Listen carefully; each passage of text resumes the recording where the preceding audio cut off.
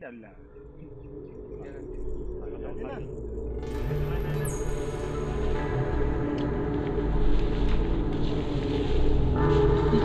asli ese.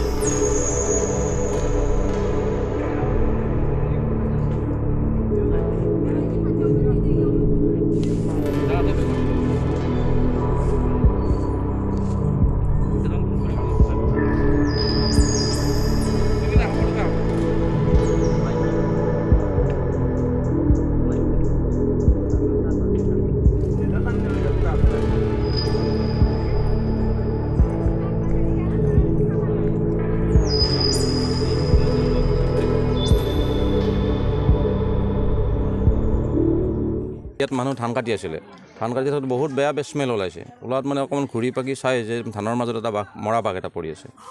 মানে কিছুদিন আগত ইয়াতে মানুহ এঘৰৰ মানে এই ভাস্কৰ বড়ো বুলি কয় তেওঁলোকৰ গাহৰি এটা খাইছিলে সন্দেহ কৰিলে যে গাহৰি শিয়ালে খাইছে বুলি শিয়ালৰ কাৰণে কিবা মেডিচিন ইউজ কৰিছিল তেওঁলোকে আমাৰ ধাৰণা হৈছে বাঘটোৱে মানে কি গাহৰি খোৱাটো বাঘেই হয় মানে শিয়াল নহয় আচলতে আৰু সেই শিয়ালৰ কাৰণে তেওঁলোকে কিবা এটা মানে দানাৰ লগত কিবা মেডিচিন মিক্স কৰি তাত মানে বস্তিত ৰাখিছিল আমাৰ ধাৰণা হৈছে তেওঁ মানে বাঘটোৱে সেই মানে মেডিচিনখিনি খোৱাৰ পিছত এনেকৈ মোটামুটি 4-5 দিন আগতে কিজানি ঢুকাইছে তেনেকুৱা সন্দেহ হয় যিহেতু বাছ ওলাইছে আমি ৰাতিপুৱা সোনকালে আহি আমাৰ ডক্টৰ লৈ আহিছোঁ ভেটেনাৰী ডক্টৰ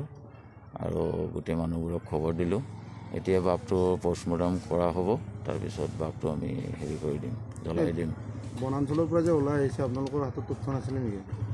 তাকে এইটো আমি কোনো মানুহে গম পোৱা নাই এইটো ক'ৰ পৰা আহিলে এইটো আমি এতিয়া ইনভেষ্টিগেট কৰিব লাগিব এইটো বস্তুটো ক'ৰ পৰা আহিলে ইমান মানুহৰ মাজত আহি সোমাই গ'ল তো ভাগ্য ভাল যে মানে মানুহক কোনোবাক হেৰিক ইনজিঅ'ৰ কৰা নাই